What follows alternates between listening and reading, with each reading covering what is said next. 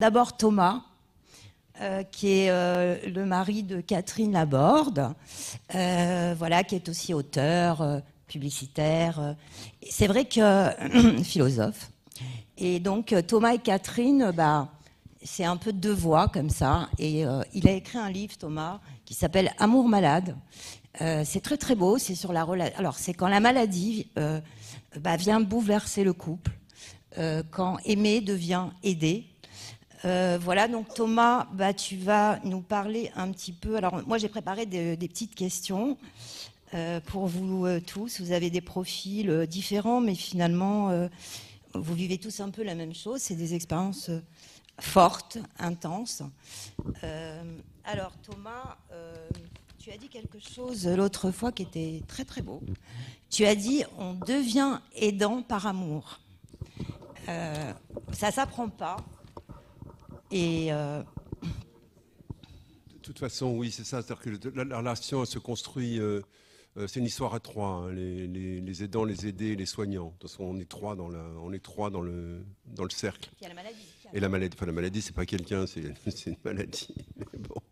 Et l'aidant, il a quelque chose de très spécifique. Et à savoir que les trois quarts du temps, l'orateur qui m'a précédé l'a dit, c'est très souvent un conjoint, presque autant, ou une conjointe, ou un parent, enfin quelqu'un qui est lié par une relation affective à la personne qui est frappée de la maladie.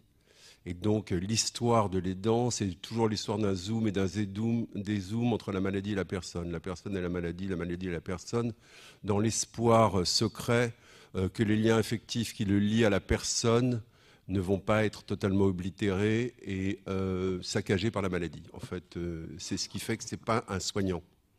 Parce que ce n'est pas le problème du soignant, ça c'est le problème de l'aidant. C'est-à-dire que l'aidant, ce n'est pas que du fonctionnel. Il faut faire attention à ne pas évaluer les aidants, comme le font trop souvent les grandes associations, à partir de la fonction personnelle, dans le quartier social, sociétal de l'aidant. L'aidant, c'est une personne qui zoome et qui dézoome entre un affect et une maladie. Je pense que c'est un point d'ancrage fondamental qu'il ne faut jamais oublier.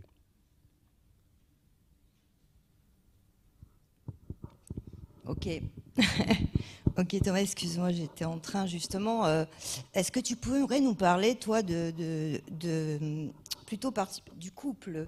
Qu'est-ce que vous traversez dans cette épreuve? Comment vous faites pour pas vous perdre finalement? Non, c'est Thomas. C'est toujours moi. D'abord, on a créé un livre, ce qui est aussi une manière de se maintenir dans une sorte de parité. Et de se raconter l'un à l'autre, et puis de se raconter l'un à l'autre pour des tiers, ce qui est aussi une manière de ne pas se perdre. Mais enfin, on se perd, on se retrouve, on se perd, surtout dans une maladie qui est corrélée d'une telle, comment dirais-je, d'un tel brouillard confusionnant que les pertes de conscience, ils sont fréquentes, enfin, de conscience de soi et de conscience de l'autre. Comment on fait pour pas se perdre? On essaie de vivre, enfin je veux dire, puis on essaie de continuer à s'inventer une vie, et puis on essaye de faire en sorte que l'expérience ne soit pas vécue comme un calvaire ou une punition. Enfin, je pense que ce que l'orateur précédent a dit sur la culpabilité est extrêmement juste. Je pense qu'on n'évaluera jamais assez la culpabilité de l'aidant. Moi, je pense qu'il y manque un tout petit élément d'analyse que je voudrais ajouter pour compliquer et ajouter une petite touche perverse à l'analyse. C'est sûr qu'il y a énormément de culpabilité, énormément de surmoi qui pèse sur l'aidant, parce qu'il y a tout un groupe social qui lui refile la patate chaude, pour être tout à fait clair. Enfin, l'aidant, c'est celui qui prend la patate. Hein. C'est-à-dire, à un moment, c'est lui et c'est lui seul.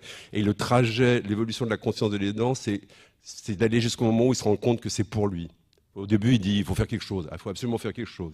Alors, il faut aller voir des médecins, il faut aller voir des institutions, il faut aller voir des associations, il faut aller voir des hommes politiques. Puis, au bout d'un certain temps, il se dit oui, il faut faire quelque chose, mais c'est toi qui vas le faire. En gros, et ça, c'est une phase extrêmement importante dans l'auto-éducation de l'aidant, parce que c'est pas donné d'emblée. A priori, on aimerait beaucoup que ça soit quelqu'un d'autre qui s'en occupe. Mais bon, c'est toi, c'est l'aidant qui va s'en occuper. Et à partir de là, moi je pense qu'il y a une tension colossale entre une gigantesque envie de fuir et l'apprentissage si j'ose dire, de l'art d'assumer, quoi. Et entre les deux, il va trouver sa place. Ou il ne la trouvera pas. Il y a des aidants qui refusent le rôle. Hein.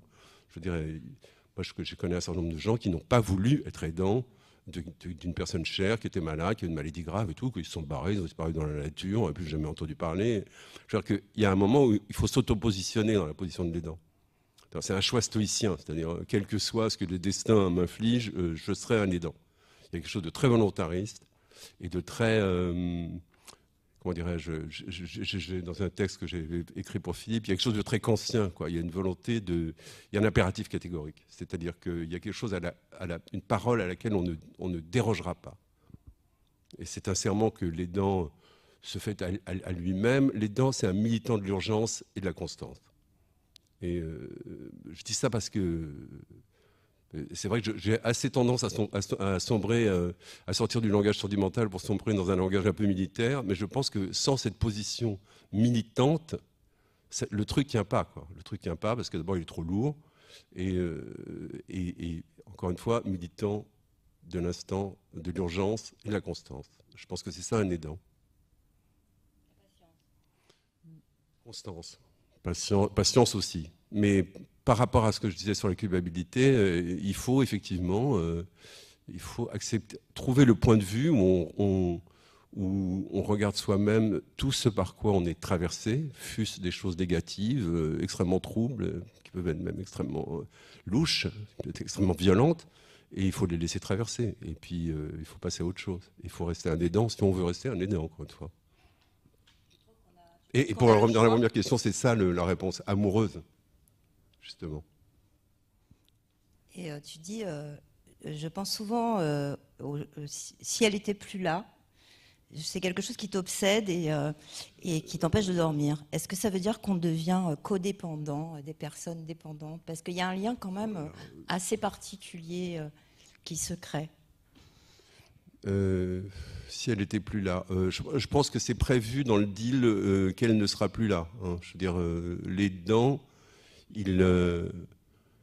par rapport au... Vous savez, Kant disait, la philosophie, c'est là pour répondre à 3 questions. Que puis-je connaître? Que puis-je faire? Que puis-je espérer? En ce qui concerne l'espérance, les dents, c'est assez clair. Il en a assez peu. C'est-à-dire qu'on ne vit pas d'espoir quand on est aidant. On vit d'une claire conscience qui va grandissante, de ce que vous disiez sur le deuil blanc et toutes ces choses-là qui sont vraies. Enfin, je veux dire... C'est indéniable. On vit sur le fait qu'une situation s'impose comme inéluctablement fatale, à plus ou moins bref échéance. Bon, ça n'empêche pas de vivre et ça n'empêche pas que ce soit une expérience enrichissante et une expérience forte. C'est-à-dire que moi, je pense qu'il ne faut pas retirer ça aux aidants.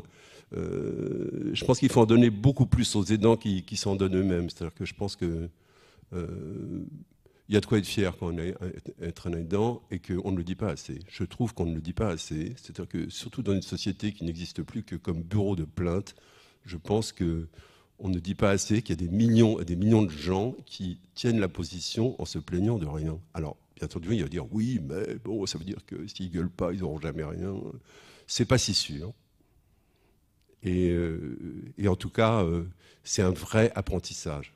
C'est un vrai apprentissage. On n'est pas le même quand on devient un aidant que quand on ne l'est pas. On n'est pas la même personne. Oui, ça nous transforme. Quoi qu'il arrive, oui, je pense, on n'en sort pas indemne en tout cas. Pas en mal du tout, je trouve. Mais il peut y avoir du positif, c'est vrai. Ben, ouais. Il me semble, oui. Je pense que ça fait monter le degré d'humanité, ce qui est déjà pas mal. Ouais. Ce qui est assez rare. Et quand tu dis que ça t'a apporté quoi, toi, par exemple? Comment? Qu'est-ce que ça t'a apporté? Moi, ça m'a apporté ça. Moi, j'étais plutôt un jouisseur sensualo, hédonistico, bobo, branché, voilà, qui n'avait rien à foutre de rien, pour être clair. Et puis, ça m'a amené à être quelqu'un d'autre, de beaucoup plus conscient de ce qu'est la souffrance humaine, de ce que c'est la traversée, de ce que c'est la partager, enfin... Ça m'a complètement modifié. Je veux dire, je ne suis pas du tout le même type qu'il y a 7 ans. Il y a beaucoup de déclaratifs de la part des institutions. Bon, on pensait tous que les années Macron seraient les années des aidants. Ça ne l'a pas été. Ça l'a été un peu au début. Il y a eu un soubresaut institutionnel, une loi. un article L25 251 sur le baluchonnage à titre expérimental dans 3 départements. Enfin, on est à peu près là, si je ne me trompe pas. Si, il y a aussi il y a une aide salariale. Alors, je dis du connerie. ouais. Bon, il s'est passé des choses, mais c'est pas.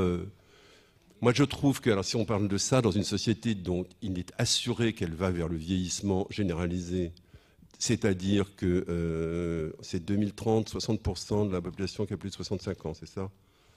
Le fait que et une société donc qui vieillit, où la structure familiale traditionnelle est à peu près complètement atomisée, c'est-à-dire qu'il n'y a pas les grandes familles qui accueillent avec des niches pour leurs anciens, comme il y avait dans le monde d'autrefois. C'est un problème sociétal énorme. Ouais, c'est un vrai enjeu. Pour l'instant, il n'y a que les aidants qui peuvent le faire avancer. C'est souvent les initiatives, c'est vrai qu'elles partent innovantes, elles partent souvent des aidants. C'est vrai, des associations qui font un travail remarquable et collectif. Enfin, voilà, ils font quand même avancer les choses. Bien sûr, c'est vrai. Bien sûr. Eh ben, justement, Gaëlle, tu as fait l'expérience. Alors, on va rester 2 minutes sur cette thématique puisque on rebondit. Tu as fait l'expérience du congé proche aidant. Proche aidant. Alors, c'était de la poudre de perlimpinpin. Oui, alors le contexte est différent. Je rebondirai juste avant d'aborder le congé proche aidant. C'est vrai que quand on est conjoint, donc on est d'accord. Moi, je suis fille de malade, dont mon malade, ma maman est l'aidante principale. Donc, je vois la relation et les difficultés du couple. Moi, je me positionne différemment. Je suis leur fille. Et contrairement à vous, quand vous dites je serai aidant jusqu'au bout, moi je suis active, enfin j'ai l'âge d'une active, donc je ne peux même pas me dire peut-être jusqu'au bout. Et quand vous dites je serai aidant jusqu'au bout, moi ma problématique c'est aussi de protéger maman vous pouvez partir avant votre proche en fait, vous pouvez aller à l'hôpital avant votre proche. Et du coup c'est là où moi je me suis positionnée sur le congé proche aidant. On est bien d'accord que chaque situation est particulière, donc je ne vais pas approfondir la mienne, mais ça s'est un peu imposé. Et du coup, l'intérêt d'intervenir, c'est que je l'ai mis en œuvre dès qu'il a été voté, non sans difficulté, et qu'effectivement, c'est un droit opposable à l'employeur. Donc ça, c'est quand même une avancée. Pour les salariés, donc ça ne couvre pas pour l'instant tous les cas de tout le monde, d'ancienneté de plus d'1 an. Et ensuite, pour les personnes handicap plus de 80, donc ça c'est pour les actifs, ou GIR 3. J'ai été freinée dans la mise en place du congé proche aidant puisque papa a été, quand j'ai fait les démarches, était en GIR 4. Donc quand j'avais fait tous les dossiers, c'était pas bon, le GIR n'était pas bon. Donc j'ai ressollicité le département, 1 mois pour passer en GIR 3. Donc toutes ces indications vous disent qu'effectivement, comme vous, j'ai une relation, si j'ai fait ce choix, et que j'ai accepté ce choix, qui pour moi est très important, vous êtes aidant, si vous voulez bien le vivre, avec le moins de culpabilité possible ou de problématiques, je pense qu'il faut accepter le fait que vous placiez le curseur où vous le pouvez. Moi, je l'ai mis à 100%. Mais même si vous le mettez à 5%, c'est pas grave, mais il faut que ce soit accepté. Parce qu'effectivement, quand c'est subi, et moi, je l'ai subi dans la période avant d'être aidant, puisque quand vous devez être disponible pour votre proche dans la phase d'errance diagnostique, en fait, vous n'êtes pas aidant, puisqu'en fait, la personne n'est pas malade. Et toute cette phase, moi, ça a duré quand même 1 an. Donc, il faut se rendre disponible, il faut être présent, il faut jouer les oiseaux de mauvais augure en disant « Ouais, mais attendez, là, c'est pas normal ce qui se passe et tout. » Et je suis déjà aidante, en fait, mais je le sais même pas. Donc, le congé proche aidant intervient quand déjà les problèmes ne peuvent intervenir que quand les problèmes sont là et bien assis. Et je comprends la difficulté de cette problématique d'aidance, en fait, parce que moi, je suis l'aidante ceinture et bretelles, en fait, hein. Mais c'est vraiment un parcours, un marathon, mais chaque phase est particulière. Et c'est difficile, moi je l'explique peut-être maintenant au bout de 2 ans, mais il y a 2 ans, moi j'ai fait tout dans l'urgence, en fait. J'ai pris toutes mes décisions comme ça, là, pour gérer l'urgence. Donc effectivement, a posteriori, je serais peut-être capable de donner des conseils, de dire il faudrait peut-être faire comme ci, ou ça c'est plus intelligent. Mais quand on est dans l'urgence, en fait, on est dans le brouillard, quoi. Donc le congé proche aidant, pour revenir à cette problématique, est une avancée, puisque c'est un droit opposable.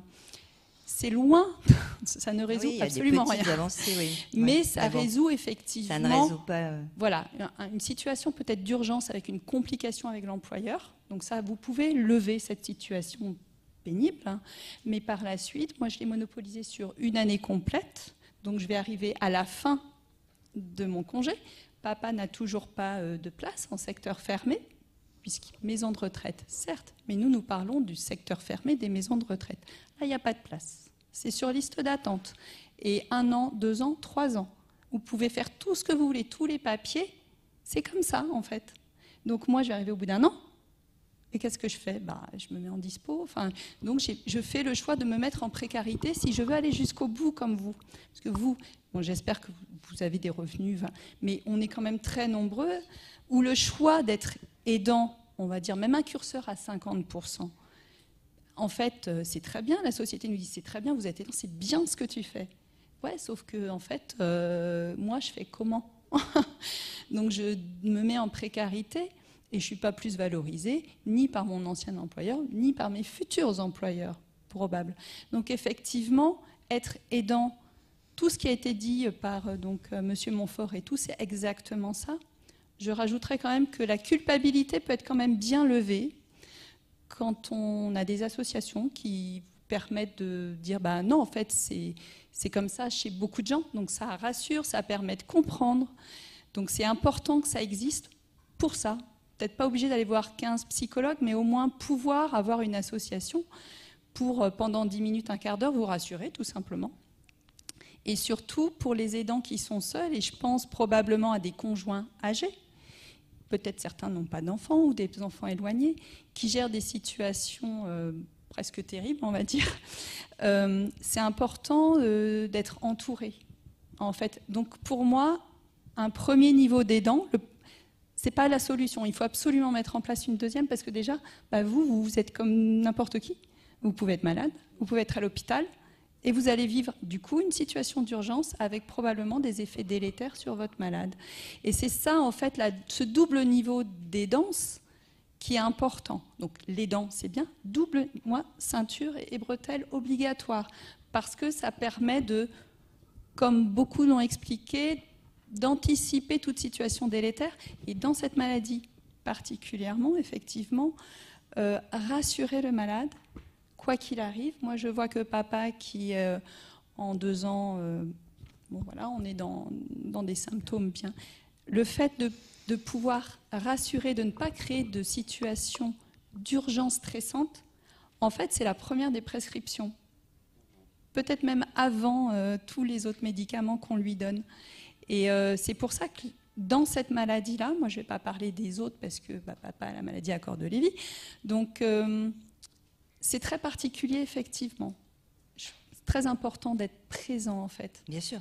Ouais, physiquement, j'entends, pas à côté.